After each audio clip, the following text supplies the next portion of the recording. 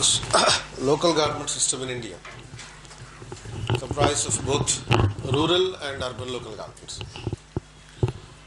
So the rural local government consisting of the Panchayat Raj institutions, and the urban local government consisting of municipalities. So, and in India, this local government system is not new. It is as ancient as the Indus Valley civilization. Because the Indus Valley civilization is based on the urban governance, urban local government system. So in the Indus Valley civilization, you would have studied that the people in Indus used to have well-planned cities. The very existence of the well-planned city system itself is indicating that there was a very wider system of municipal administration there. So without a systematic municipal administration, planned city development would not be possible. So various examples also you should have studied as a part of your Indus Valley civilization conceptions. Right? That the houses were built in a rows, in the form of rows, and the roads were very wider, and at the turnings of the roads there was much more wider, because they have to drive the bullock carts and taking a very big ground space to take the turns into the left as well as right side. So all this indicating, apart from that, bathing ghats, especially at the bathing ghats used at the time of religious assemblies. And there are separate changing rooms for the women and the men. All these things are the examples of how effective and systematic and orderly was the municipal administration. But in the after the Harappan civilization, we have a Vedic civilization, and the Vedic civilization is based on the rural governments, the rural administration, the village level local government system has emerged during the Vedic civilization, and the Vedic civilization therefore is known for the rural civilization. Indus Valley urban civilization, Vedic civilization was the rural civilization, and Guptas have contributed to both. And in the Chola administration, the local government administration was highly emphasized. More importance was given to the local government administration. And by the time in the medieval period, local government, during the medieval era, there was no importance for the local governments at all, because the rulers in the medieval period did not believe in anyone except themselves. Sometimes they used to doubt themselves also. So there was a high concentration and centralization of powers. Delhi Sultanate completely centralized administration. It was only the Mughals who have introduced an element of decentralization and devolution of powers in the administrative system. So regionalization of administration was absent till the arrival of the Mughals during the medieval period, because the entire administration during the Delhi Sultanate was completely a centralized monarchy. And a devolution of powers has begun only during the Mughal administration. And one of the reasons for the successful administration of over a half a century period for the in the administration of Akbar is mainly because there was a decentralized operations and centralized control, which is popularly known as the centralized control of the decentralized activities. And it is neither complete devolution of powers nor completely a centralization of authority. Administrative activities for the administrative convenience were decentralized. Devolution of powers was existing for the local level. But at the same time, they were under continuous control, thorough supervision by the central administration. And this centralized control over the decentralized systems, decentralized operations, can be clearly visible in the regional administrative system as well. And Akbar has introduced something called Mansabdari system. And this Mansabdari system is nothing but an example of the modern managerial conceptions called centralized control of the decentralized activities. So Mansabdari system is a very unique administrative practice that is continued to exist even today, that was introduced by the Akbar's administration. So Mansabdari administration ipudiki undi ante meaning in the form of district collector. Mansab ante oka region, oka district laanti region anat. not absolutely similar to the district, but similar to a district. And a district head ni Mansabdar antavante. And this Mansabdar is a military officer as well as a revenue officer. The Mansabdar was responsible for both collecting the revenue in his Mansab as well as maintaining the army. There were 66 types of Mansabdars, broadly classified into two types. 33 belonging to the superior Mansabdars and another 33 inferior Mansabdars. Superior Mansabdars ante those Mansabdars are always the representatives of the royal family. And some form of relationship with the royal family would make a person to be appointed as a Mansabdar. While those people, those superior grade Mansabdars can maintain more than 5,000 horse. Inferior grade Mansabdars can be anybody, and these inferior grade Mansabdars can maintain less than 5,000 horses and horsemen. And it's a kind of decentralization of management of the military. మామూలుగా ఇప్పుడైతే military management అంటే centralised, but Akbar is a hero. And కాబట్టి వాడు ఎక్కడ ఏం చేయాలో అది చేశాడు అన్నట్టు. అడ్మినిస్ట్రేటివ్ సిస్టమ్స్లో ఇలాంటి డీసెంట్రలైజేషన్, మిలిటరీలో డీసెంట్రలైజేషన్ ఇంట్రడ్యూస్ చేసిన మొనగాడు ఇంకెవ్వడు లేడు, అక్బర్ తప్ప. అండ్ ఈ డీసెంట్రలైజేషన్ ఎట్లా అంటే, meaning the central government need not maintain the army completely. 66 into 5,000 average army ఉంటుంది అన్నట్టు. మినిమం 66 into 5,000 ఆర్మీ, 5,000 హార్సెస్ ఉంటాయి. అండ్ ప్రతి హార్స్కి ఒక స్టాంపింగ్ ఉంటుంది, unique stamping with every mansabdar. 66 types of stampings ఉంటాయి. అంటే 66 స్టాంపింగ్స్ ఉంటే ఏమవుతుందంటే, there is no possibility of exchange of this horses among the mansabdars themselves. అంటే ఎక్స్చేంజ్ చేసుకోవడం ఎందుకంటే, ఇప్పుడు ఈ మన్సబ్దార్లు అందరు కలిసి 10 మంది కలిసి మొత్తం ఆర్మీస్ అన్నింటినీ యునైట్ చేసి సెంట్రల్ గవర్నమెంట్ మీద అటాక్ చేసే ఛాన్సెస్ ఉన్నాయి. And to prevent all such possibilities, the unique identity was given to every horse. Unique identity was also given to every soldier. So they cannot change. There cannot be a possibility of exchange. Ilanti stream lanni petti. There used to be a system called Mansabdari system, and it is one of the strength contributing factors for the Mughal administration, and it is also the reason for the collapse of the Mughal administration. ఈ ఔరంగజేబ్ ఉన్నంత వరకు ఈ మన్సబ్దారీ system was working very effectively. After the Aurangzeb regime, it was not very successful because there was no supervision. ఇంత system maintain చేస్తున్నప్పుడు రెగ్యులర్గా కంటిన్యూస్గా supervision చేయాలి. Surprise visits చేసేవాడు ఎవరు? అక్బర్ ఉన్నప్పుడు సర్ప్రైజ్ విజిట్లు ఉండే ప్రతి మన్సబ్దార్కి, ఎప్పుడు వస్తాడో తెలియదు. కాబట్టి అందరినీ కరెక్ట్గా మెయింటైన్ చేయడం అనేది ఇంపార్టెంట్ ఉంటుంది. Effective management of the military is the contributing thing అన్నట్టు. అండ్ మన్సబ్దార్ ఈ మిలిటరీ మెయింటైన్ చేయడం as well as has to collect the taxes in the local area. 2/3 of the revenue is to be given to the central government, and 1/3 of the revenue is to be retained by him, both for the purpose of maintaining the military as well as for his personal maintenance. ఈ రకంగా maintain చేశాడు. తర్వాత ఔరంగజేబ్ తర్వాత ఈ supervision miss అయింది and collapse అయింది system, and that is one of the reasons why the Mughal empire has come to an end. One of the reason, not the only reason of course. And ఈ మన్సబ్దారే ఇప్పుడున్న district collector type అన్నట్టు.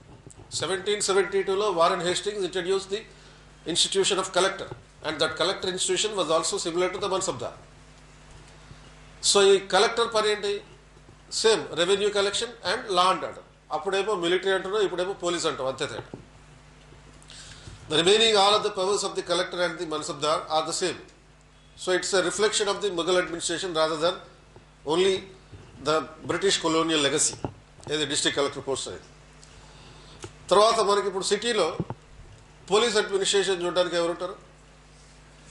Incharge of the police administration police commissioner. And ఈ police commissioner post కూడా మన్సబ్దారీ ఈ Mughal administration నుంచి వచ్చింది అన్నట్టు. In the Mughal administration there use to be a post called kotwal. This kotwal was the city police incharge అన్నట్టు, was also responsible for the general administration. అలాగే ఇప్పుడు మనకి పోలీస్ స్టేషన్స్ ఉన్నాయి. ఈ పోలీస్ స్టేషన్ అండ్ ఈ పోలీస్ స్టేషన్లో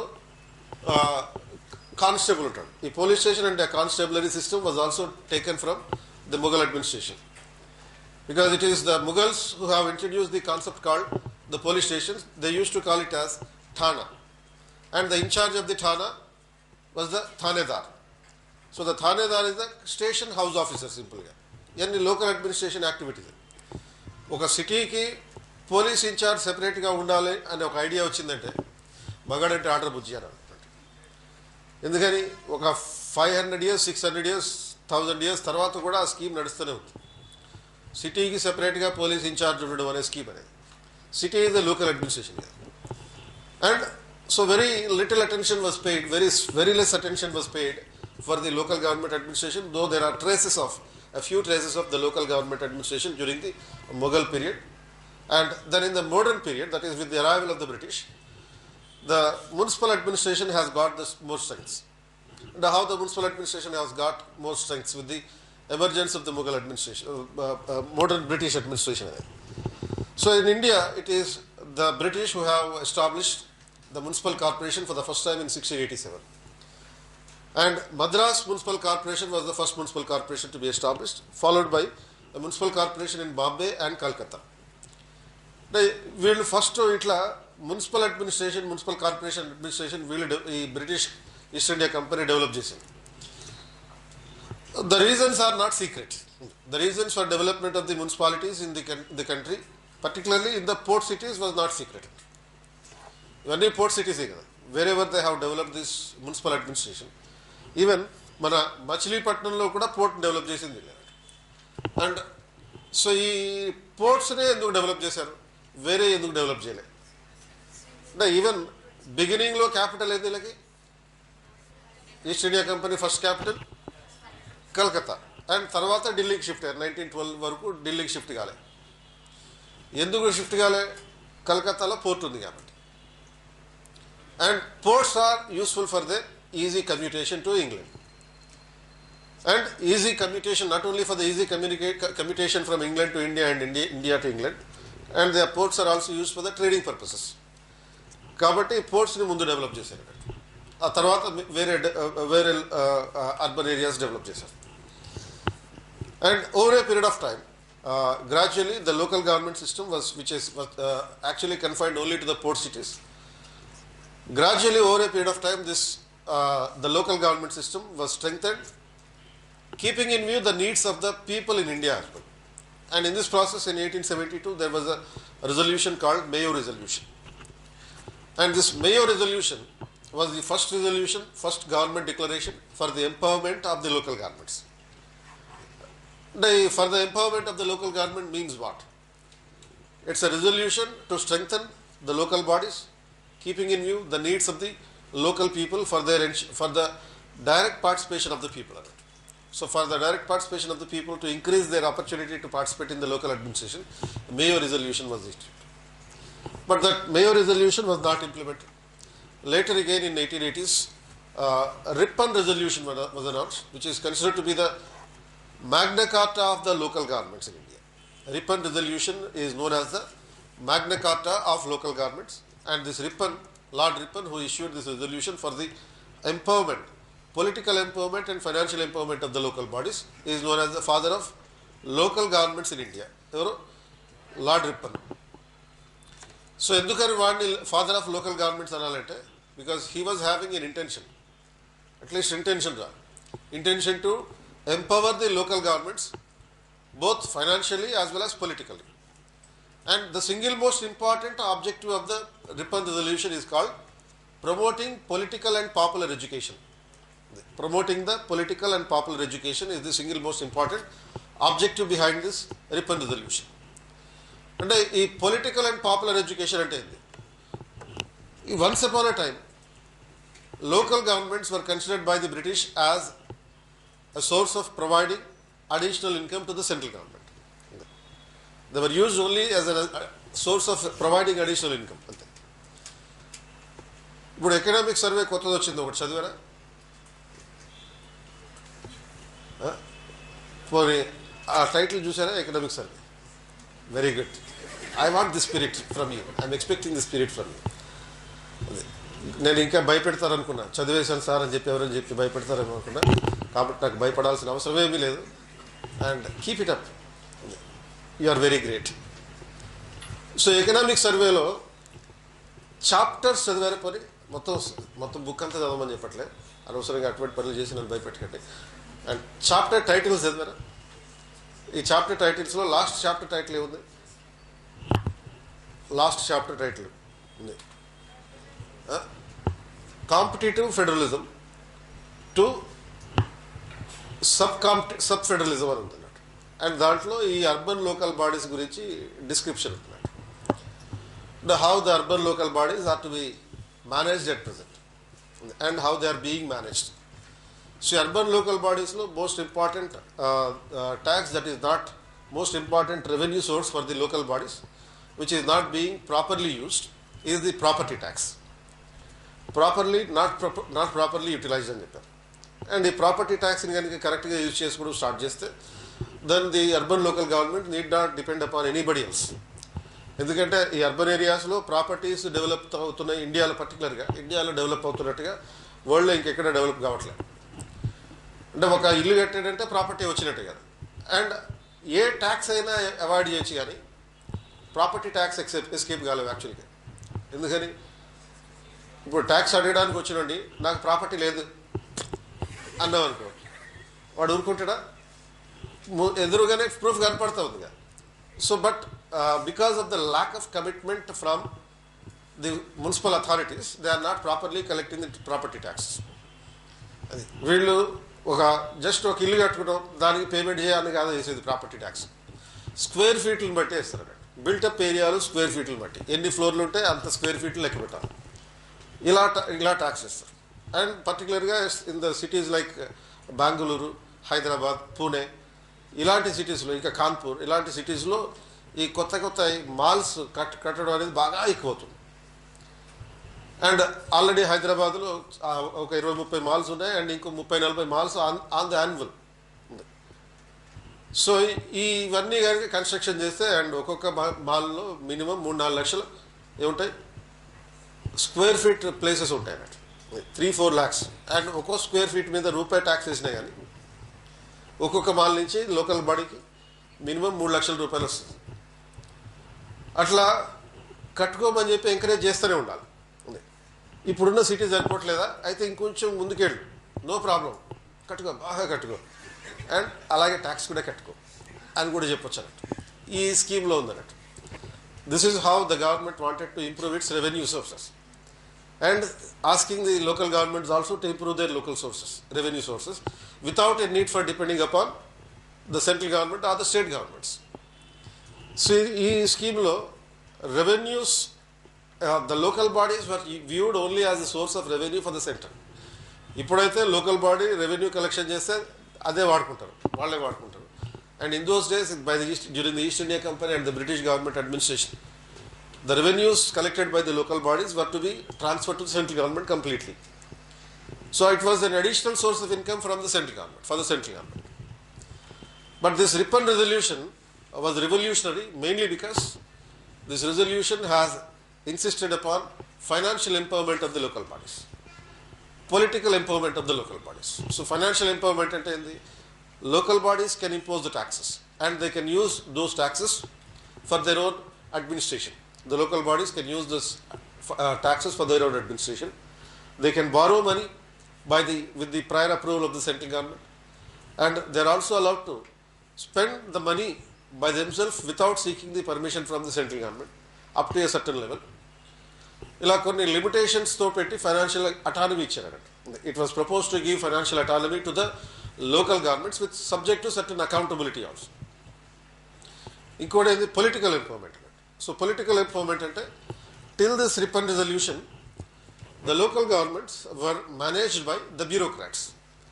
Till the emergence of the Ripon resolution, the local governments were managed by the bureaucrats, and bureaucrats management and is civil servants, and they manage according to the rules and regulations. The very purpose with which a local government is established will not be fulfilled. And the purpose in the people's participation is the single most important purpose for the local government. People's representatives should be elected. Elected representatives should be there in the local government, but their representation is missing in the local government because of the official domination. Official domination was the character of the local government administration during those days. So Ripon resolution em chesindi, the Ripon resolution intended to replace this official domination with the people's representatives, the political representation. and meaning the political representatives elected by the people shall be in the more number when compared to the bureaucratic representation. అంటే bureaucrats ఉంటారు, bureaucrat లేకుండా local government manage చేయలేము. But bureaucrat అనేవాడు కంపల్సరీగా political ఎగ్జిక్యూటివ్కి సబార్డినేట్గా ఉండాలి. అది bureaucrat must always subordinate to a political executive in the local government. ఇప్పుడు మన మున్సిపల్ కార్పొరేషన్ ఉంటుంది, మున్సిపల్ కార్పొరేషన్కి హెడ్ ఎవరు? మేయర్. అండ్ అడ్మినిస్ట్రేటివ్ హెడ్ ఎవరు? Commissioner. So political head mayor, administrative head commissioner. ఎవరు బాస్ వీళ్ళిద్దరిలో? Superior mayor boss. And municipal commissioner must always be subordinate to this person. And ఎవరు అయిపోయినా ప్రాబ్లమే. Only mayor ఉన్నాడు అనుకో, అండ్ మేయర్ ఆర్డర్స్ ఇస్తాడు, మరి దాన్ని ఎగ్జిక్యూట్ చేసే ఉంటాడు. ఓన్లీ కమిషన్ ఉన్నాడు అనుకో, the purpose with which a local government is established, that is for the purpose of people's participation will be missing. So therefore both the political executive as well as administrative executive, as they exist in the central and state level, should also exist at the local level. మున్సిపాలిటీలో mayor and commissioner, municipal కౌన్సిల్లో chairman political head and administrative head municipal commissioner. తేడా ఏంది? Corporation అనుకో, commissioner is an IAS officer. మామూలు municipal council అనుకో, commissioner will be A group 1 officer. ఆ term ఇంకొంచెం చిన్నదనుకో, group 2లో కూడా ఈ మున్సిపల్ కమిషనర్ని అపాయింట్ చేయొచ్చు. అది క్లాస్ 3 టౌన్స్ అని ఉంటాయి, గ్రేడ్ 3 టౌన్స్ అని. సో గ్రేడ్ 3 టౌన్స్ ఉంటే in the wear the population is less than 3 lakhs, they are called as the grade 3 municipalities. For a grade 3 municipality, a group 2 officer will also be a commissioner.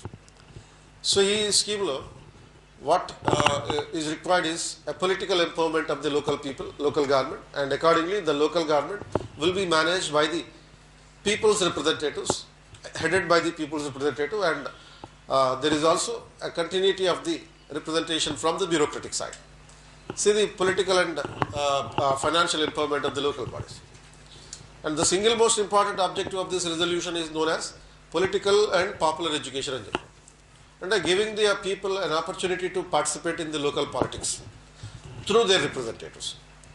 But however, because of the imperialistic nature of the British government and the bureaucratic domination, bureaucratic opposition, this resolution, Ripon resolution, was not implemented. It was not implemented, it was confined only to the papers. So it is just confined only to the papers, and the implementation has been a biggest failure. Tarvata, another important landmark in the history of the local governments in India happened in 1919 with the 1919 Government of India Act. So 1919 Government of India Act introduced something called diarchy. So diarchy ante endi?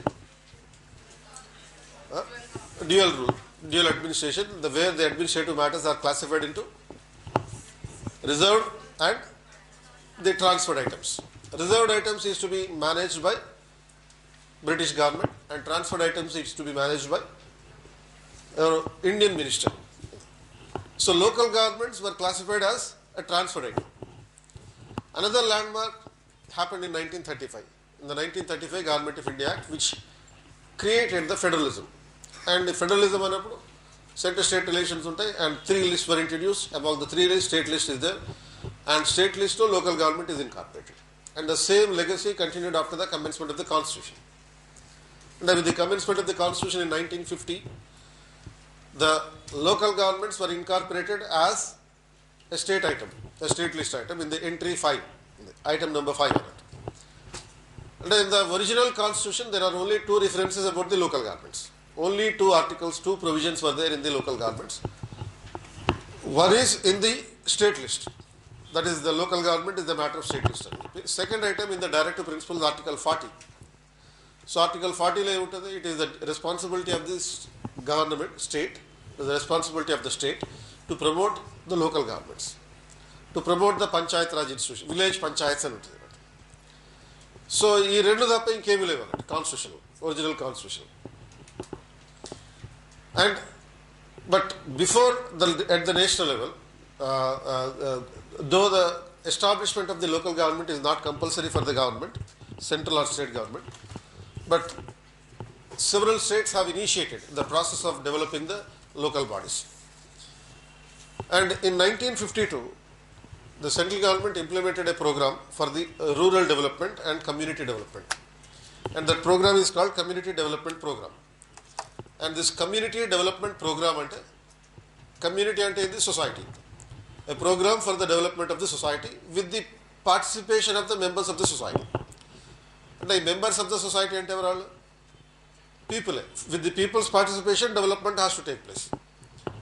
అంటే మనం ఏదైతే ఇప్పుడు suppose Chandrababu Naidu scheme ఒకటి ఉంది, ఏది శ్రమదానం అనే scheme ఒకటి ఉంది. శ్రమదానం అనే స్కీమ్లో ఏం చేస్తాం? Voluntary contribution of labour for building the rural assets.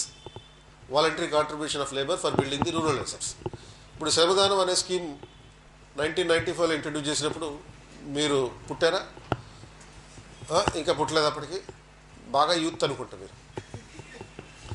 So ఆ స్కీమ్లో ఏంటంటే ఈ ఒక లోకల్ ఏరియాలో ఏదైనా ఒక రోడ్ వేయాలన్నా, ఒక కల్వర్ట్ కన్స్ట్రక్ట్ చేయాలన్నా people use to offer labour voluntarily. అంటే ఈ people offering the labour voluntary అంటే without expecting anything in return అన్నట్టు. అండ్ ఈ స్కీము యాక్చువల్గా ఇక్కడి నుంచి వచ్చింది. ఏది? ఈ కమ్యూనిటీ డెవలప్మెంట్ ప్రోగ్రామ్ అనే స్కీమ్ నుంచి వచ్చింది. మరి ఆ స్కీమ్ ఎక్కడి నుంచి వచ్చింది? ఆ కమ్యూనిటీ డెవలప్మెంట్ ప్రోగ్రామ్ అనే స్కీమ్ అంటే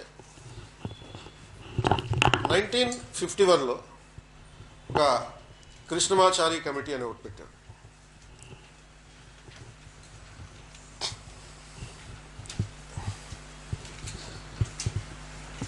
grow more enquiry committee.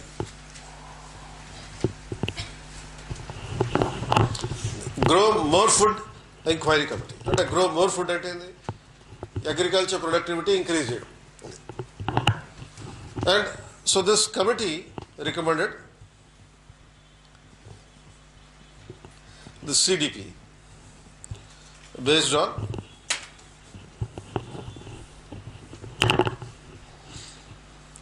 rural reconstruction program.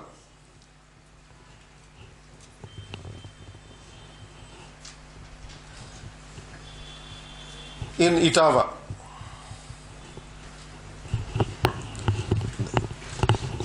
State, USA.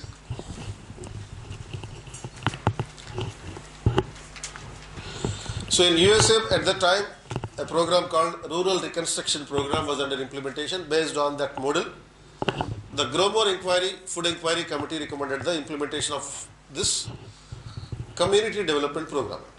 And actually, ఈ రూరల్ రికన్స్ట్రక్షన్ ప్రోగ్రామ్ అనే దాంట్లో కూడా న్యూనెస్ ఏం లేదు. ఆల్రెడీ గాంధీయన్ ఐడియాలజీలో ఈ స్కీమ్ ఉంది. రూరల్ రికన్స్ట్రక్షన్ ప్రోగ్రాంలో గాంధీయన్ ఐడియాలజీ కూడా ఉంది. దీంట్లో గాంధీయన్ ఐడియాలజీ ఆఫ్ డెవలప్మెంట్ అన్నట్టు. అంటే what is that Gandhian ideology of development? ఈ మామూలుగా నెహ్రూవియన్ ఐడియాలజీ ఆఫ్ డెవలప్మెంట్ ఉందను. నెహ్రూ మోడల్ ఎలా ఉంటుంది? సోషలిజం అంటాడు. And everything should be in a grand man. Whatever you do you should do it big. అంటే మామూలుగా రాజమౌళి సినిమా టైప్లో ఉండాలన్నట్టు. ఏది చేసినా దగా ఉండాలన్నట్టు.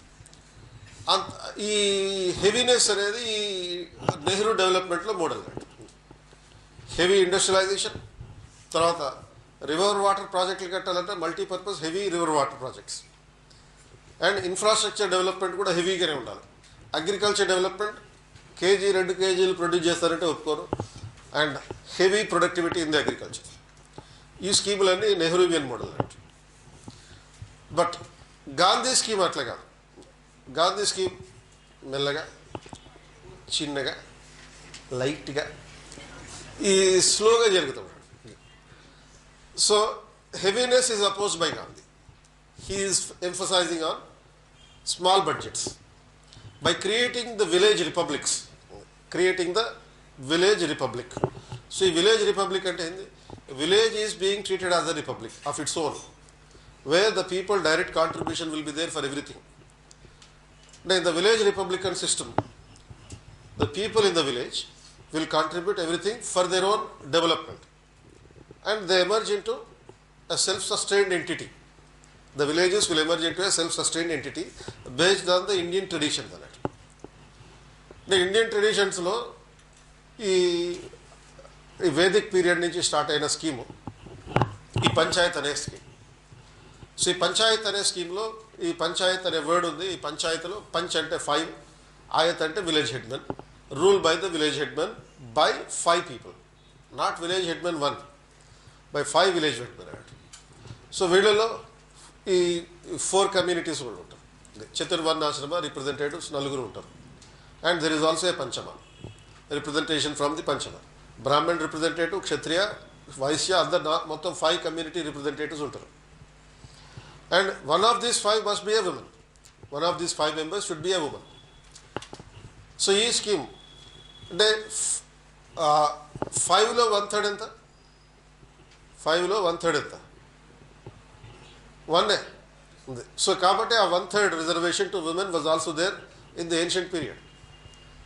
దాన్ని ఇప్పుడు కంటిన్యూ చేస్తున్నాం అంతే. దానికి 33% అని లైట్గా పేరు మార్చి 1/3 మార్చినాం అంతే. సో ఇట్లా పంచాయత్ రాజ్ సిస్టమ్ అంటే అలా వచ్చింది. పంచాయత్ రాజ్, ఈ 2 లైట్ డిఫరెన్స్ ఉంది. మళ్ళీ పంచాయత్ అనే దానికి మీనింగ్ ఏంటంటే ఈ 5 కాస్ట్కి సంబంధించిన రిప్రజెంటేటివ్స్ ఉండడం. పంచాయత్ రాజ్ అంటే మీనింగ్ ఏంటంటే people's representatives carrying the administration. Raj is of course literally means administration, but here not the caste based representation, but the representation based on the people's election to be made by the people. So ఆ పంచాయత్కి పంచాయత్ రాజ్కి ఈ slight difference identify చేయాలి. The people's participation is ensured through this panchayat Raj institutions.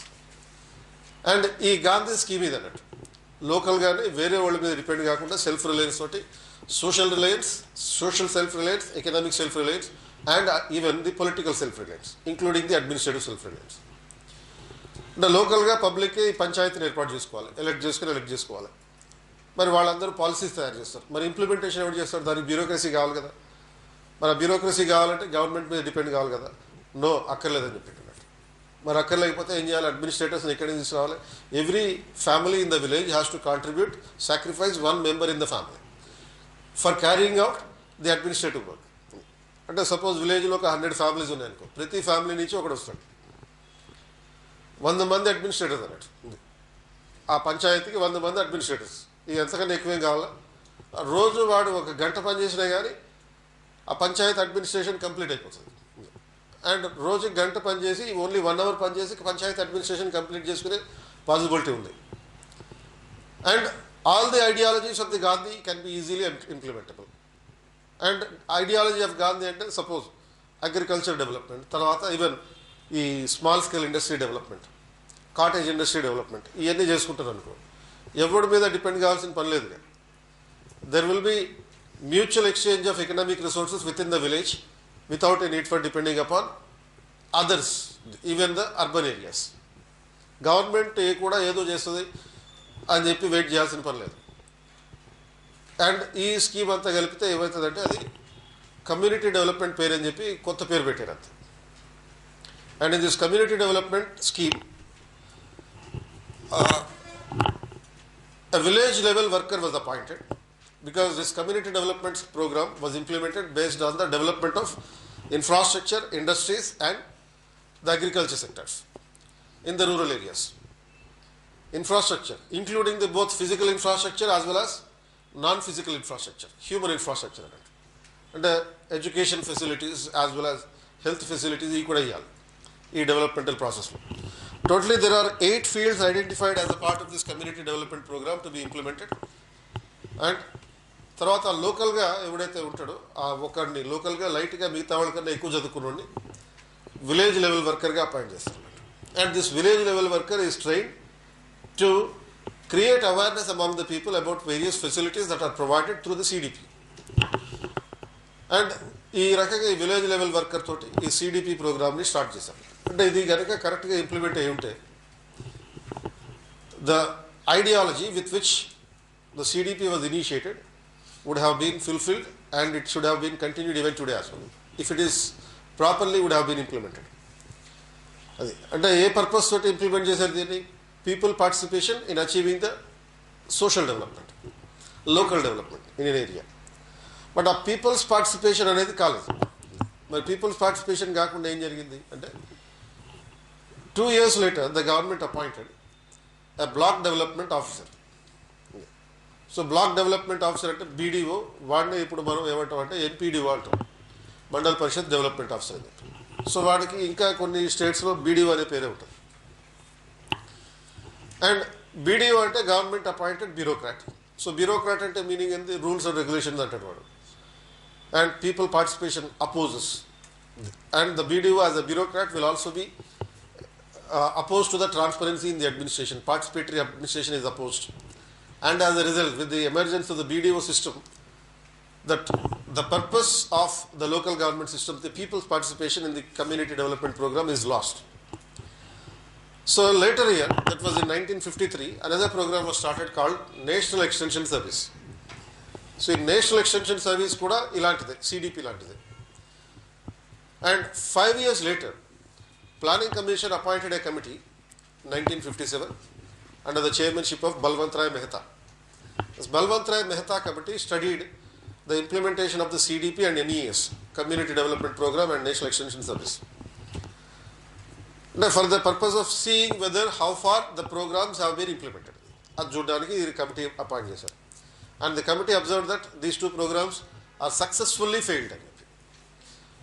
And hence these two programs should be replaced with a people's participated oriented Panchayat Raj system. అలా ఈ పంచాయత్ రాజ్ సిస్టమ్కి సంబంధించిన ideology వచ్చింది అన్నట్టు.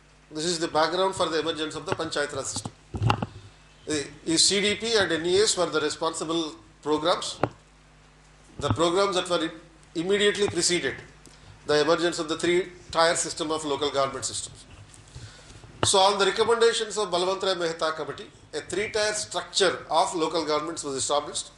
ఈ three-tier structure అంటే విలేజ్ పంచాయత్, తర్వాత మండల్ పరిషత్ అట్ ది బ్లాక్ లెవెల్, దాన్ని పంచాయత్ సమితి అని పేరు పెట్టారు. ఏపీలో దాని పేరు మండల్ పరిషత్.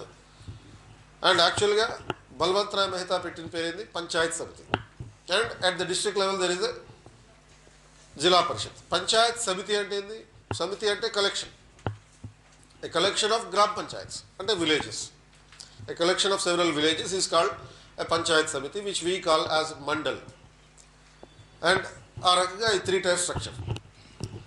Then after a 20-year period, Malli 1978 lo, of course this three-tier system was implemented by the states like Rajasthan. Rajasthan was the first state to implement, followed by Andhra Pradesh in the same year in 1957. From 1959 October 2nd, Rajasthan implemented. From November 1st, AP implemented. So ఇలా ఈ three-tier system implementation లో వచ్చాయి. తర్వాత మళ్ళీ 1978లో Janata government వచ్చినాక another committee constituted called the Ashok Mehta committee. So this Ashok Mehta committee recommended two-tier structure in place of the three-tier system. So three-tier system లో ఏమున్నాయి? Village Panchayat, Panchayat samiti and జిల్లా ప్రజా పరిషత్. Two-tyre సిస్టంలో ఓన్లీ వన్ అంటే district Panchayat and mandal పరిషత్, ఈ రెండే ఉంటాయి. Village Panchayat will not be constituted. For every 15,000 to 20,000 population one mandal Parishad is constituted. And this recommendations of the Ashok Mehta committee were not implemented because the Janata government has lost its power by the time it's presented the report. But however, the states like AP, Karnataka and West Bengal have implemented these recommendations in a different format with a few changes. Ila multiple committees and commissions have been constituted for the development of the local bodies. Finally, ఈ స్కీమ్లన్నీ local government స్కీమ్లన్నీ fail అయ్యాయి. And in 1985, the Rajiv Gandhi government has constituted a committee in 1986, and that committee is called LM Singhvi committee. So this LM Singhvi committee recommended constitutional status to the local bodies. If all the problems of the local governments are to be solved, the only solution shall be constitutional status. And a constitutional status ante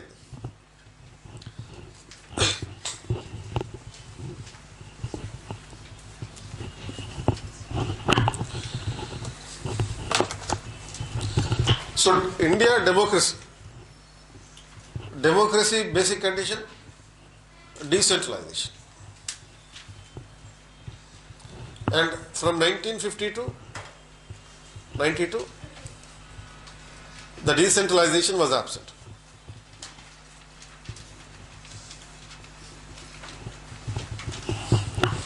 So why it was absent? Because the local governments were not constituted as they have to be established. And it was the responsibility of the state government to constitute the local bodies. But these local bodies were not constituted. The major problems faced by these local governments during the period between 1950 to 1992, non-establishment is one major problem. Now, some states have established, some states have not established, and some states established but abolished. The very presence of the local body was the biggest problem. Very presence of it. Non-establishment of a problem. Lack of uniformity is another problem in the structure. Uniformity in the structure. Uniformity in the structure attended. But suppose local government ఏ స్ట్రక్చర్లో ఉన్నాయి ఇప్పుడు 3 tier structure ఉంది ఇక్కడ. So 3 tier అంటే ఏంది? Village level, mandal level, block level and district level అని. ఈ 3 లెవెల్స్లో 3 interconnected ఉంటాయి. They are organically connected. So ఇట్లా 3 tier కొన్ని స్టేట్స్ ఇప్పుడు ఏపీ, రాజస్థాన్, మహారాష్ట్ర, గుజరాత్ ఇలాంటి స్టేట్స్లో 3 tier సిస్టమ్. తమిళనాడులో కూడా 3 tier system. And there are some states like West Bengal where there is a 4 tier system. Now there is a variation in the structuring of the local bodies, and therefore there is no uniformity in the administration, and there is a lack of financial resources, and there was also a problem of personnel, inadequate personnel ante staff, the employees working in the local government were very limited or not at all existing. ఒకవేళ పనిచేస్తున్నా కానీ వాడికి సరిగ్గా జీతాలు ఇచ్చేవాళ్ళు కాదు. And జీతాలు ఇవ్వకపోతే ఎవడు పనిచేస్తాడు? సో యూజువలీ గవర్నమెంట్ స్టాఫ్ అయినా కానీ in majority of the local governments there was too many vacancies because by the political pressures they used to not get a posting in a local government. And that is the inadequate personnel and frequent irregular elections to the local bodies and inadequate powers to carry out any activity, and there was also high corruption. And as a result of all these factors, these are the major problems faced by the local government during those days. To solve these problems, constitutional status was recommended.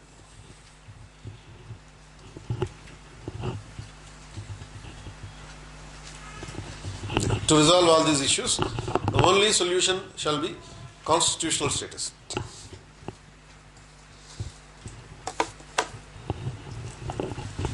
So, constitutional status అంటే meaning a separate chapter for them, for the local governments is given in the constitution. Constitution shall have a separate chapter describing the powers and functions and the structuring of the local body. And first central government ఉంది, state government ఒక chapter ఉంది. Part 5 central government, Part 6 state government. అలాగే దీనికి ఒక separate chapter పెట్టాలి local గవర్నమెంట్కి కూడా. అలాగే there should be dedicated revenue sources and specific powers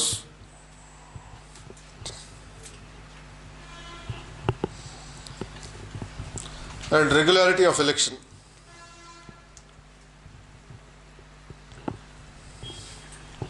non-dissolvability of a local body.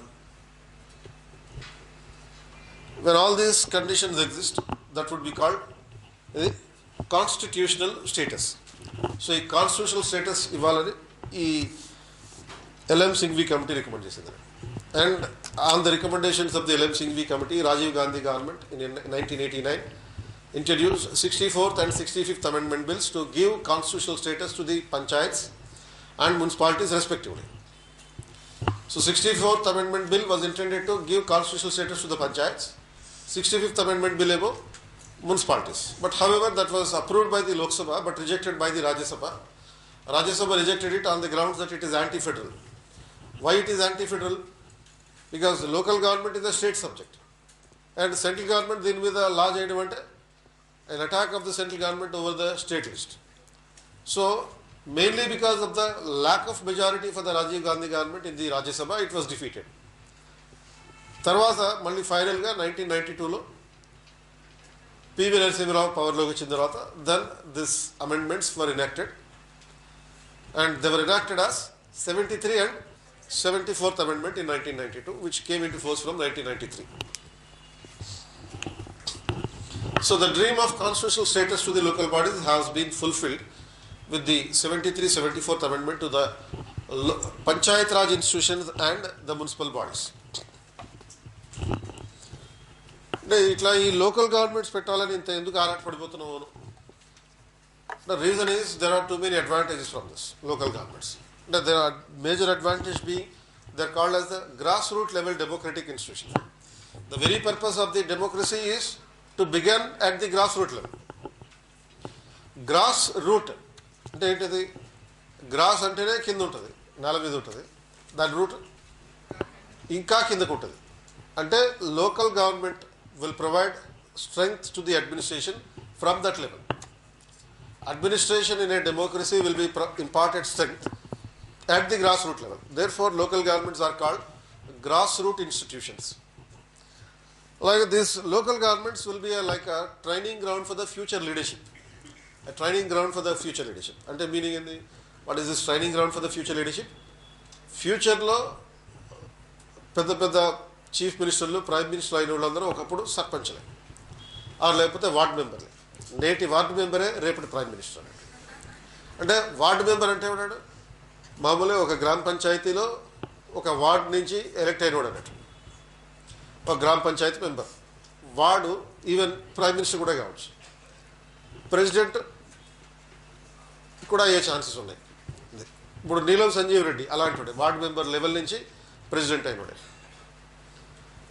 And మనకి చెన్నారెడ్డి ఉన్నాడు, మరి చెన్నారెడ్డి అనే చీఫ్ మినిస్టర్ ఉండే కదా. And even that person was also a sarpanch once upon a time.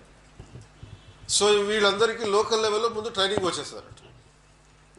So local లెవెల్లో బాగా ట్రైనింగ్ అయిపోయిన తర్వాత అప్పుడు national, international and local, state ఇవన్నీ అయిపోతాయి. కాబట్టి local government is like a training ground for the future leadership అంటే. డైరెక్ట్గా రాహుల్ గాంధీ లాగా వెళ్ళిపోవచ్చు కావాలంటే, అది ప్రైమ్ మినిస్టర్ లెవెల్కి వెళ్ళిపోవచ్చు. కాకపోతే అలా వెళ్ళాలి అంటే ఏం చేయాలి? గాంధీ ఫ్యామిలీలో పుట్టి ఉండాలి, లేకపోతే నెహ్రూ ఫ్యామిలీలో అయినా పుట్టి ఉండాలి. అది సో లేకపోతే మిగిలిన వాళ్ళకి ఈ ఛాన్స్ అన్ని రాదు. కాబట్టి కింద నుంచి పైకి వెళ్ళాలన్నట్టు. అండ్ తర్వాత the local government system is also useful to ensure people's participation in the public affairs. Public affairs ఉంటాయా? పబ్లిక్ అఫైర్స్ అంటే ఏంది? పాలిటిక్స్ అని సింపుల్గా. Public affairs means in the politics. People's participation in the politics is possible through the local administration because the people are directly electing their representative in a local body, as well as apart from that Gram Sabha is a local body agency where the people have direct participation in the local administration. So from all these dimensions the local government administration was considered to be important, and hence constitutional status was given by the 73 amendment and the 74th amendment. So 73, 74th amendments, there are certain differences and similarities. Differences ante only structural differences. 73 emo panchayats and 74th emo municipality. And panchayats emo part 9, municipalities emo 9A. ఇదేమో articles కూడా వేరే ఉంటాయి. 243 నుంచి 243P వరకు and 243O వరకు అది panchayats, and 243P నుండి 243ZG వరకు మున్సిపాలిటీస్ ఉంటాయి. అలాగే the powers and functions of the panchayats is incorporated in the 11th schedule. Now just like powers and functions of the central government are incorporated in the 7th schedule. Central government and state government powers incorporated in the 7th schedule. 7th schedule ఏముంటాయి? The 3 lists ఉన్నాయి కదా. అదే టైప్లో ఇప్పుడు suppose central గవర్నమెంట్కి ఎన్ని powers ఉన్నాయి? 97 ఉండేవి, దాన్ని లైట్గా పెంచి 100 చేశారు. స్టేట్ లిస్ట్లో ఎన్ని ఉన్నాయి? పవర్స్ అండ్ ఫంక్షన్స్ 61 ఐటమ్స్ ఉన్నాయి. అలాగే the powers and functions and the finances of the local governments panchayats incorporated in the 11th schedule. ఎన్ని టోటల్గా అవి? 29 ఐటమ్స్. మున్సిపాలిటీస్కి ఏమో 18 ఫంక్షన్ అన్నట్టు. Panchayats 11th schedule, municipalities 12th schedule with 18, 29 and 18 functions respectively for the municipality, panchayats and the municipality. Like the structure of the local government is also different. 73rd amendment created a 3-tier structure: village panchayat, intermediate panchayat, district panchayat. వాటి పేర్లు మారుతాయి అంతే, ఒక్కొక్క స్టేట్లో ఒక్కో రకంగా ఉంటాయి. అంటే ఏపీ తెలంగాణలో ఇంటర్మీడియట్ పంచాయత్కి ఏం పేరు? మండల్ పరిషత్. డిస్ట్రిక్ట్ పంచాయత్కి ఏం పేరు? జిల్లా పరిషత్. అలా. అండ్ తర్వాత మున్సిపాలిటీస్ ఉన్నాయి. The municipal structures are completely different. They are not 3 tiers, they are 3 types. Tier ఏమో ఒకదానికి ఇంకో దానికి కనెక్టెడ్ ఉంటుంది అన్నట్టు. అది అంటే మనం ట్రైన్లో 3 tiers ఉంటాయి. 3 tier సిస్టమ్ ఉంటుంది కదా, ట్రైన్ రిజర్వేషన్. ఒకదానికి పైకి ఉంటుంది. అండ్ మధ్యలో ఇంటర్మీడియట్ బర్త్ ఉంటుంది కదా, ఇంటర్మీడియట్ బర్త్ని దాని లింక్ తీసుకెళ్ళి పైదానికి పెట్టాలి కదా. పైదానికి పెట్టుకుంటే పండుకుంటారంటే అవుతుందా? అవ్వదు. కాబట్టి పైకి కిందకి లింక్ ఉంటుంది. అండ్ ఈ వాడు తీసేంత వరకు కిందోడు పడుకునే ఉండాలి, లోయెస్ట్ బర్తోడు, కూర్చోడానికి ఛాన్స్ లేదు. So there is an interconnectivity. అలాగే ఈ పంచాయతీలో కూడా ఒకదానికొకటి organically they are connected because members of the gram panchayat and all the sarpanches of the gram panchayat in a mandal will participate in the election of the president of the mandal parishad.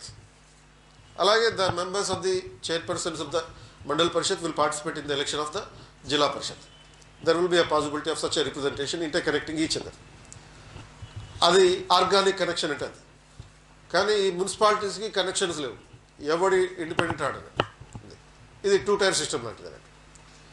ఎవరి కాడే సెపరేట్గా ఉండొచ్చు. Three types ఏమున్నాయి? Municipal corporation, municipal council and ఇంకోటి నగర్ పంచాయత్ అని.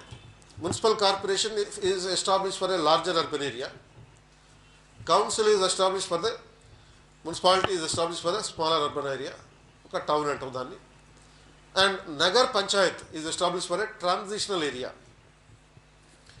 Transitional area అంటే an area which is in a transition from rural to urban. అందుకనే ఇక్కడ నగర్ అనే వర్డ్ ఉంది, కాంట్రడిక్టరీగా పంచాయత్ అనే వర్డ్ ఉంది. ఈ రెండు కాంట్రడిక్టరీ వర్డ్స్. నగర్ అనేది ఏముండాలి? నగరం ఉంటే మున్సిపాలిటీ ఉండాలి. పంచాయతీ ఉంటే అది ఏమై ఉండాలి? విలేజ్ అయి ఉండాలి. సో విలేజ్లో పంచాయతీయా, పంచాయతీలో విలేజా?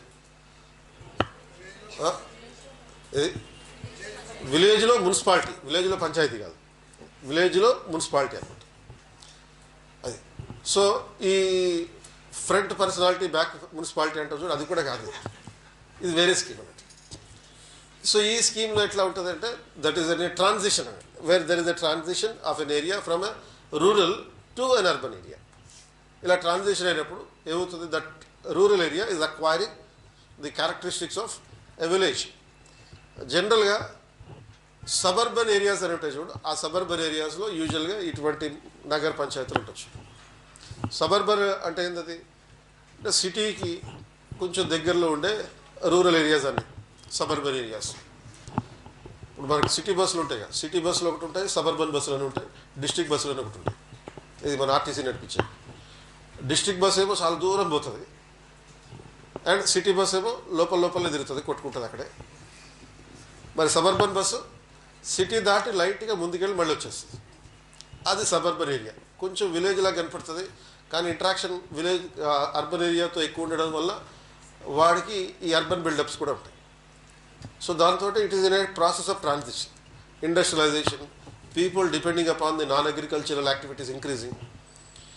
ఇటువంటి స్కీములతోటి ultimately it will transform into Nagar Panchayat. ఇప్పుడు మనకి భూదాన్ పోచంపల్లి ఈ మధ్యన న్యూస్లో చాలా వస్తుంది. ఇది నగర్ పంచాయత్. భూదాన్ పోచంపల్లి అంటే ఏంటది న్యూస్లో ఎందుకు వచ్చింది? భూదాన్ పోచంపల్లి అనే పేరున్నారా? ఎక్కడుంది అది? మన ఆఫ్రికా, ఆస్ట్రేలియా అక్కడ ఉండదు. ఈ హైదరాబాద్ విజయవాడ రూట్లో కొంచెం హైదరాబాద్ నుంచి దాటంగానే రామోజీ ఫిలిం సిటీ దాటి కొంచెం ముందుకు వెళ్ళగానే ఉంటుంది అది. So it is in the process of transition and it is going to get a Nagar Panchayat status. It is in the news because the state government is developing. ఏదది కేటీఆర్ ఈ మధ్యన చాలా డెవలప్ చేస్తున్నాడు. ఏది ఐటీనా? కేటీఆర్ డెవలప్ చేస్తుంది. IT okay develop చేస్తే చేయొచ్చు, ఆయన చేసినా చేయకపోయినా అవుతుంది అది. ఎందుకంటే దాని స్కీమ్ అటువంటిది. అదే ల్యాండ్ ఆ హ్యాండ్లూమ్స్ డెవలప్మెంట్ ఉంది. ఆ పాపను కూడా ఈ పద్యన మా అంబాసిడర్ అన్నారు చూడు. అది ఇలాంటివి మనకి బాగా గుర్తుంటాయి. అండ్ ఏ రూట్లో రావాలంటే రావాలి, మీకు వేరే రూట్లో వస్తే చెప్పండి. సో అట్లా ఈ హ్యాండ్లూమ్స్ డెవలప్ అవుతుంది ఇక్కడ మెయిన్ ఫోకస్ అన్నట్టు.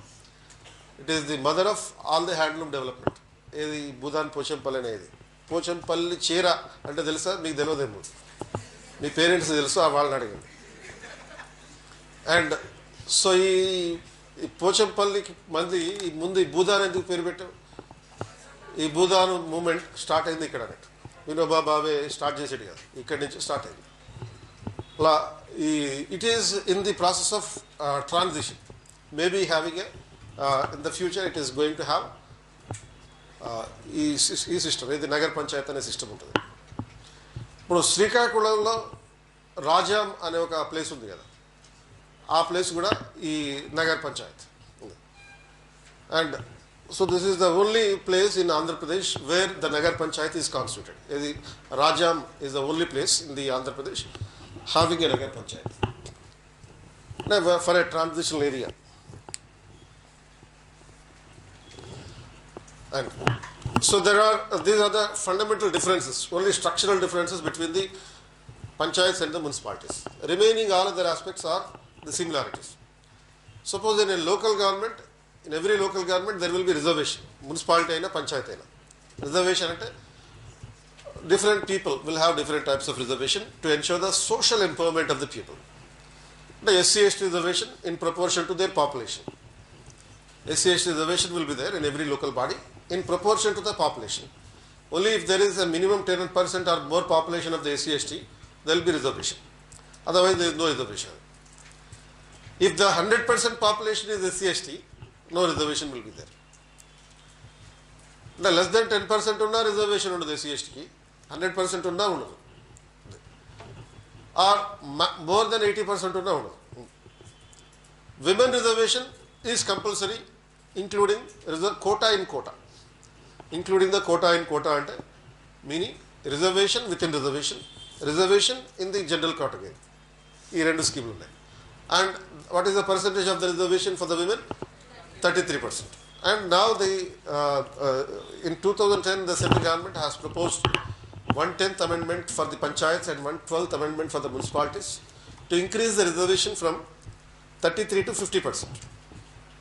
Of course, those bills were not enacted.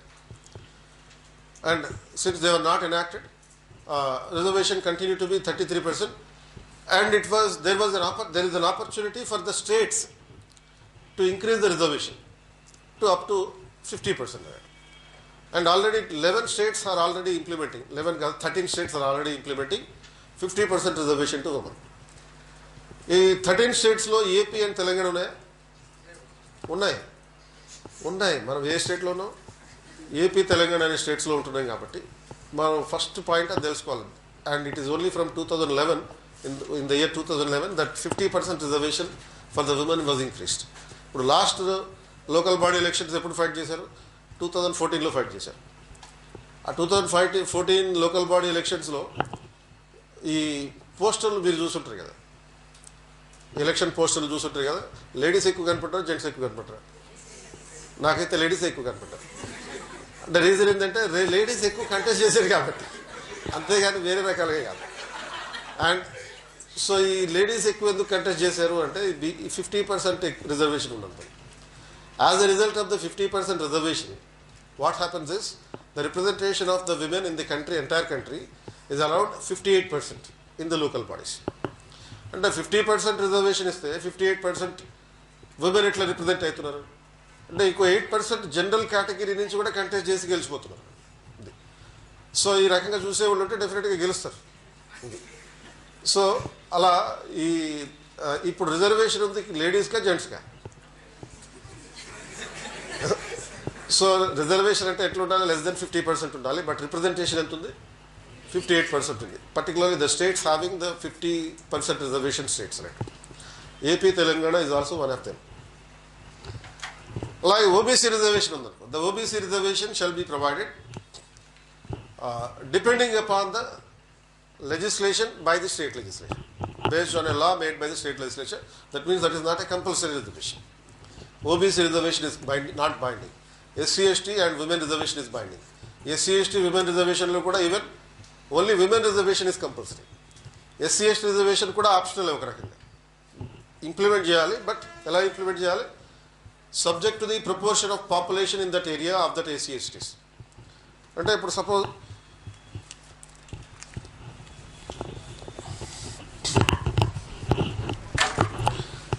ఇప్పుడు ఈ అరుణాచల్ ప్రదేశ్ ఉందనుకో.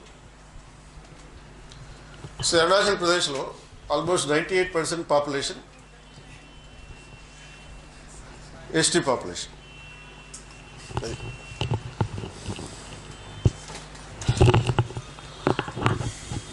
సో ఇప్పుడు సపోజ్ ఒక క్వశ్చన్ వచ్చింది అనుకున్నాం. In a village of Arunachal Pradesh there are 100 wards. Each ward represented by one member. So 100 wards, so 100 members are it. The total population in this village ఒక 1 lakh ఉందనుకో. Imagination అంతే. సో దీంట్లో out of which ST population 98,000 and what is the percentage of reservation to schedule caste? 20%, 15%, 2%, none of them. None of them. ఎందుకని? there is no considerable population. Considerable అంటే ఎంత ఉండాలి? 10 ఉండాలి. ఇప్పుడు క్వశ్చన్ ఎస్సీ కాకుండా ST చేసి దీన్ని 2 కాకుండా 98 చేశారు.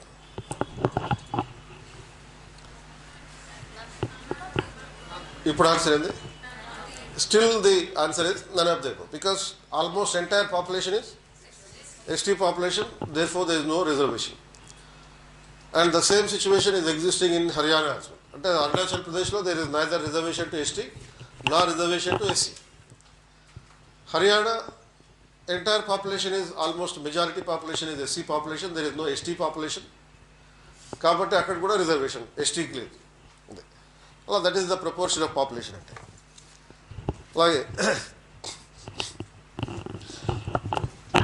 సో కాన్స్టిట్యూషనల్ స్టేటస్ అంటే there should be a specified term ఉండాలని చెప్తాం. And the specified term duration for the local body is 5 years. Municipality అయినా పంచాయతీ అయినా 5-year టర్మ్ ఉంటుంది. If any local body is prematurely abolished, election has to be conducted within 6 months of the abolition.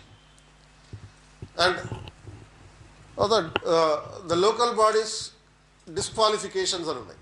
మామూలుగా పార్లమెంట్లో చూసాం qualifications ఉన్నాయి, state లెజిస్లేచర్లో qualifications ఉంటాయి, ప్రెసిడెంట్కి క్వాలిఫికేషన్ ఉంటాయి, లోకల్ బాడీస్కి డిస్క్వాలిఫికేషన్ అనే పాయింట్ పెట్టారు. అంటే disqualifications are prescribed by the state legislature.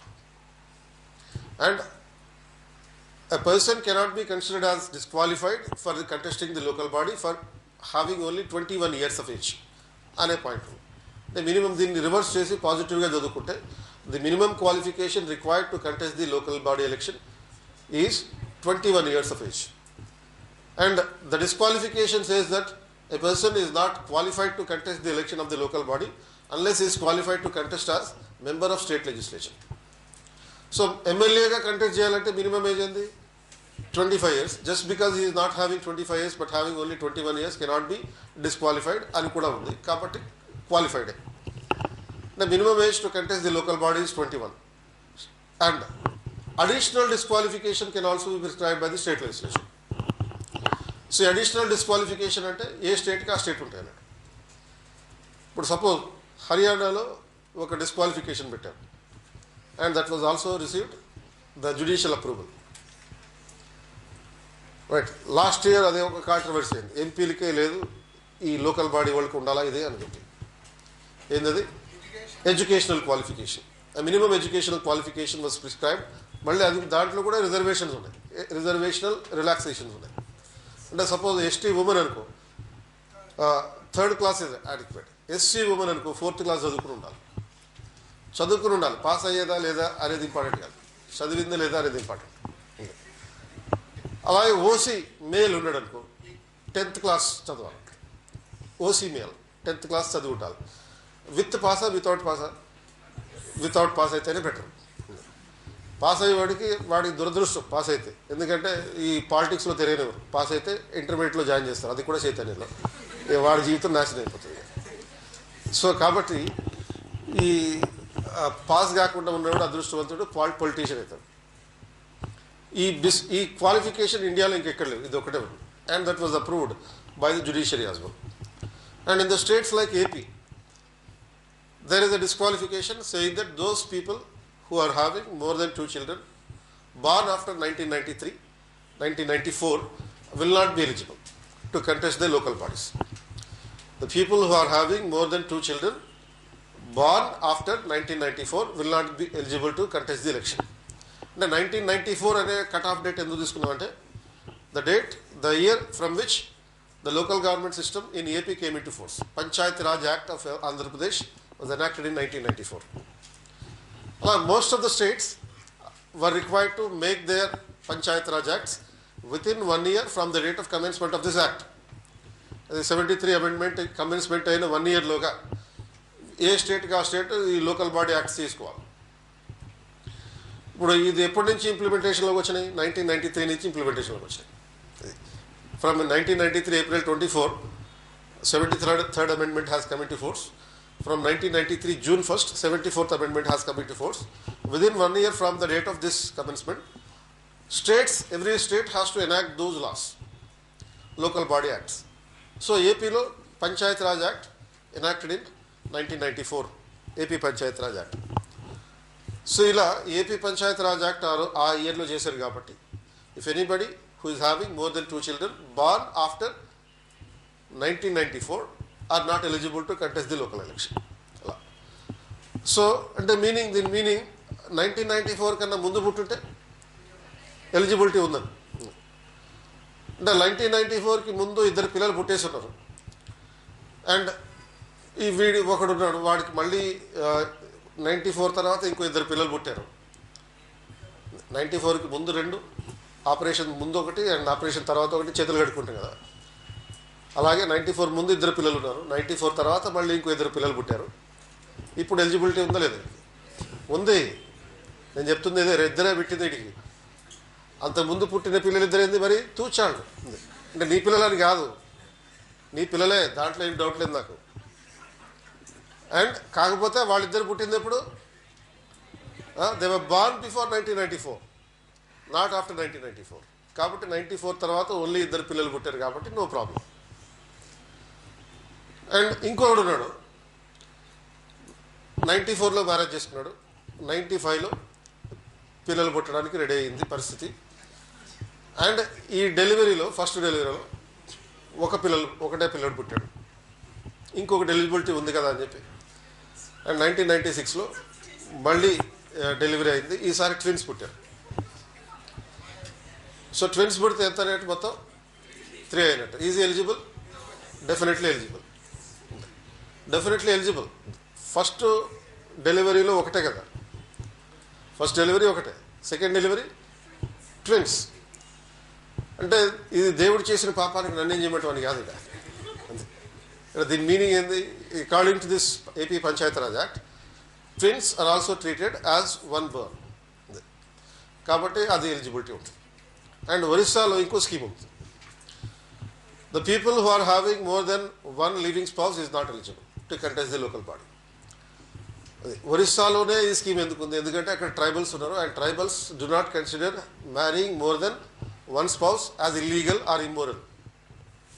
అది వన్ స్పౌస్ అంటే లేడీస్కే జెంట్స్గా ఇద్దరికీ ఉంటారు ఇక్కడ స్కీమ్. లేడీస్కి మోర్ దెన్ వన్ స్పౌస్ ఉంటారు, అండ్ కొన్ని చోట్ల జెంట్స్ కూడా ఉంటారు. సో ఇది పొజిషన్ అనమాట. And having more than one spouse is disqualification in Odisha. ఇలా multiple disqualification can be prescribed by the respective states. అంటే దీని ఆబ్జెక్టివ్ ఏమై ఉండొచ్చు నీకు? మన చిట్టిపురకి తెలిసిన విషయం ఎట్లా అంటే, ఇట్లా ఎక్కువ మంది పిల్లలు పుడితే ఎందుకు కంటెస్ట్ చేయకూడదు?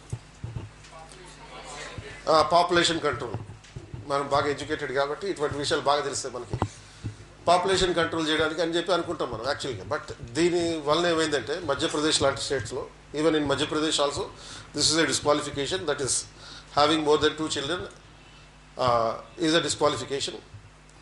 సో దీంతో in at least 350 panchayat seats there was no contestants at all because of this disqualification. Now the very purpose with which the 73rd amendment was made is defeated. అసలు ఎందుకు వేకెన్సీస్ ఉన్నాయి? Madhya Pradesh tribals, first point, they are not aware of all these rules. So therefore some of the people without having this knowledge have contested, won the election, but because of this disqualification being leaked, the positions have been vacated. And ఇంకో reason ఏంటంటే, there were no contestants at all who are eligible to contest the local body. ఎందుకంటే ఈ ట్రైబల్స్లో, కొన్ని tribal విలేజెస్లో less than 2 children ఉండడం అనేది పాపం అన్నట్టు. Having less than 2 children is a sin. ఎందుకంటే పిల్లల్ని దేవుడిస్తాడు.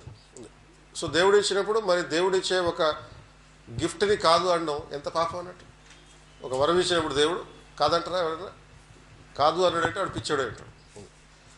కాబట్టి అది కాదనకూడదనే ఒక మంచి ఉద్దేశంతో వీళ్ళు కాదంటున్నట్టు. So as a result there was no eligibility for many people in the tribal areas to contest the local election. So ఇది ఈ 350 seats in Madhya Pradesh, around 400 seats in Odisha were remaining vacant every time because of such a disqualification requirement. అలాగే హర్యానాలో education disqualification కూడా ఒక reason for many seats remaining vacant. అంటే what is the intended result is not achieved in the by prescribing the additional disqualification. అలాగే this local governments will be given powers by the state legislature. ఆ powers ఎక్కడ ఉన్నాయి? Powers and functions of the local bodies దేంట్లో ఉంటాయి? ఆ list of powers for the panchayats is mention in the 11th schedule. మున్సిపాలిటీస్కి అయితే 12th schedule. Panchayats ఎన్ని powers? 29, and municipalities 18 functions. And to distribute the revenue between state and the local government. అంటే ఇప్పుడు suppose మనకి finance commission ఉంది, national finance commission distributes the revenue between central and states. In the same manner, to distribute the revenue between state and the local body, state finance commission will be constituted. And there will be an auditing of these financial transactions of the local bodies, for which state legislature will constitute local fund audit authority. Is a special organization called local fund audit authority, which may be similar to comptroller and auditor general. It's more or less similar to the comptroller and auditor general. In every state, a local fund audit authority will be constituted to audit the accounts of the local bodies. అలాగే elections ఉంటాయి. Elections of the local bodies will be conducted by the State Election Commission, and the State Election Commission is not responsible for the assembly election. State Election Commission is responsible only for the municipality and panchayat election. And this 73 amendment will be applicable from the date as notified by the President, and it is not applicable in some states, particularly scheduled states, including Nagaland, Meghalaya, Mizoram as well, hilly areas of Manipur and Darjeeling district. The law will not be applicable. 73 amendment will not be applicable. They can be extended by the Parliament by making a law, and in accordance with that, the PISA Act was made in 1996, and the PISA Act has extended the implementation of this 73 amendment to the scheduled areas. And there are planning bodies constituted by the 74th amendment. Two planning bodies were constituted called District Planning Committee and Metropolitan Planning Committee. So these planning committees in every district will be constituted. The 74th amendment lo unnai rendu. They are not mentioned in similar proposals were not there in the 73 amendment. Renditlo unnai previous page lo cheppam. Differences and common provisions between the 74th amendment. The 74th amendment lo exclusively we have the District Planning Committee and Metropolitan Planning Committee, but their provisions are also applicable to rural areas. The DPC, MPC provisions applicable to the rural areas also. And the DPC and MPC are the systems of decentralized planning. In every district there will be a DPC, and in every metropolitan area there will be an MPC. Metropolitan area is an area having more than 10 lakhs population. A million population is an area with a minimum million population is considered as a metropolitan area. So metropolitan area lo Metropolitan Planning Committee ఏర్పడవచ్చు. So ఈ DPC అంటే ఇప్పుడు suppose decentralized planning అని చెప్పాం. A DPC will comprise of the representatives elected from PRIs and urban local bodies. So ఈ PRIs లో ఎవరు ఉంటారు?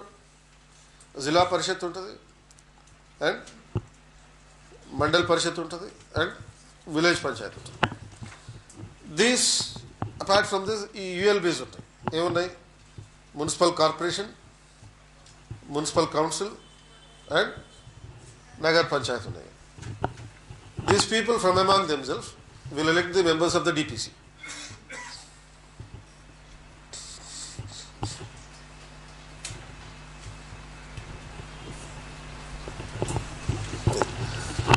The Jila Parishad members and Mandal Parishad members, members of the village panchayat in the district, participate in the election of the district planning committee. In every district there should be a district planning committee. Dantlo members, those who are elected from among the members of the Jila Parishad, Mandal Parishad, village panchayat, and from among the members of municipal corporation, municipal council and Nagar panchayat. ఆ మెంబర్లు వాళ్ళలోనే ఒకళ్ళిద్దరిని ఈ జిల్లా పరిషత్ డిపిసికి elect చేసుకుంటారు అన్నమాట. So ఈ DPC ఏం చేయాలి? It has to formulate socio economic development plan for the district is formulated by the DPC. So ఈ ప్లాన్ తయారు చేయడంలో ఎవరు పార్టిసిపేషన్ చేస్తున్నారు? Who is participating in formulating the socio-economic development plan? Even the members of the village panchayat. When the members of the village panchayat are participating in the formulation of this plan. And ఈ plan ఏం చేస్తారంటే state planning బోర్డుకి పంపిస్తారు. State planning board ఏం చేయాలి? It has to consolidate all the district plans. అన్ని districts నుంచి district plans వస్తాయి కదా, and it consolidated into a single state plan. Consolidate చేసి then that state planning board will forward that plan to the planning commission. అది ఉన్నప్పుడు ఈ కథ. And planning commission will formulate national plan. A national plan will reflect the needs of a village panchayat. National plan will reflect the needs of the village panchayat also. That is where planning అంటే మామూలుగా centralisation. ఆ centralisation అనే స్కీమ్లో decentralisation పెట్టారంటే మామూలు బిరోలు అవి. A decentralized process in the planning process. A decentralized planning, which is not at all possible in general, is being made possible in India through the DPC and MPC. Even the MPC, Metropolitan Planning Committee will also comprise of the representatives from the neighboring rural areas. అంటే ఒక metropolitan area మొత్తం చుట్టూ ఈ rural areas ఉంటాయి కదా, and the chairpersons of the rural areas surrounding the metropolitan will also participate in the election of the Metropolitan Planning Committee, which will again do the same thing, required for a plan required for the metropolitan area. A decentralized planning system is made possible through these local body systems. మరి ఇప్పుడు planning commission పోయాను, ఇవన్నీ చేసి ఎవరికి ఇస్తారు పన్నెండు, ఇక నీతి ఆయోగ్ ఇచ్చుకోవాలి, ఎవరు వాళ్ళకి ఇద్దాం లేదని చెప్పి ఇస్తున్నారు అంతే. The planning commission, since it is replace with the NITI Aayog, now the DPCs are forwarding this plan to the Niti Aayog, and it is more having the relevance. Right? DPC and MPC have more relevance at present than ever before, because the Niti Aayog is also comprising of the state representatives, and hence the reflections of the local planning will be there in the national policies. There will be reflection of the local planning in the national policies. The DPC and MPC scheme lo unde scheme anattu. The 74th amendment lo unnai, but the provisions are also connected to the rural areas. Though it is 74th amendment, not in the 73 amendment, but the provisions are having connectivity with the rural areas as well. Ala.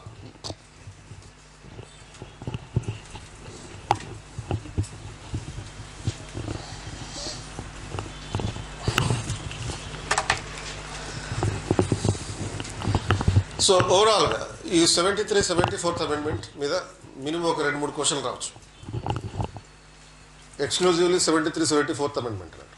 And historical background may be a question, may be given. And usually ఈ 73 amendment, 74th amendment text బుక్లో అయితే ఒక 10-15 పేజీలు ఉంటుంది. And ఆ 10-15 పేజీలు చదవక్కర్లేదు. ఈ మీకు 1 పేజీలో ఈ 2 అమెండ్మెంట్స్ సింప్లిఫై చేసి ఇచ్చాం చూడు. ఇది చదువుకుంటే సరిపోతుందా అని చెప్పి చాలామంది డౌట్ రావచ్చు, అండ్ మిగిలిపోతుంది. సరిపోవడం కాదు, చదువుకున్న తర్వాత ఇంకా చాలా మిగిలిపోతుంది. కాబట్టి ఈ కంప్లీట్గా వర్డ్ బై వర్డ్ కమాండ్ చేయండి. వర్డ్ బై వర్డ్, ఫుల్ స్టాప్లు ఉంటే ఫుల్ స్టాప్లు, కామాలు ఉంటే కమాలు కూడా మొత్తం కంప్లీట్ కమాండ్ చేస్తే ఈ 2 పేజీలు. అండ్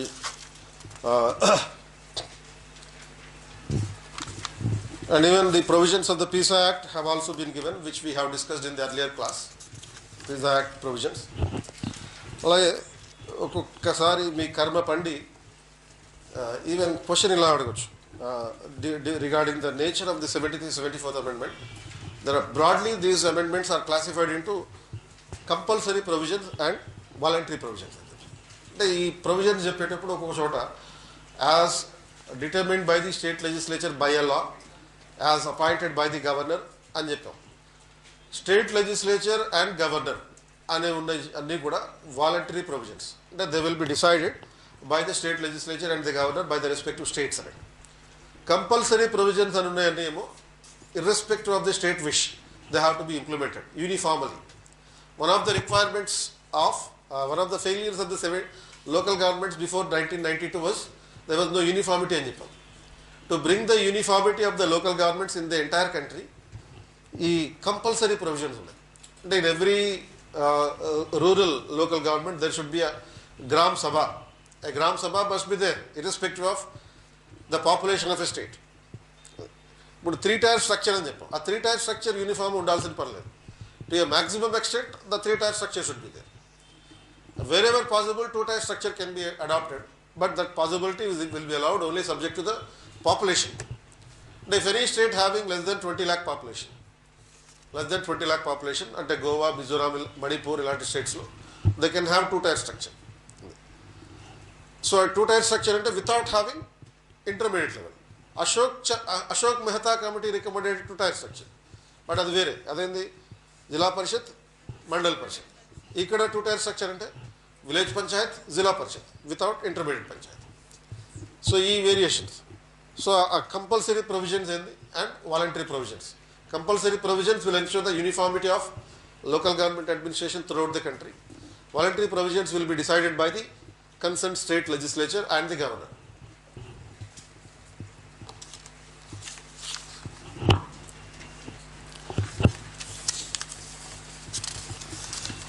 And ఈ ఫస్ట్ పేజ్లో ఏన్షియంట్ ఇండియాలో హిస్టారికల్ డెవలప్మెంట్లో ఏన్షియంట్ ఇండియాలో కొన్ని టర్మ్స్ ఉన్నాయి.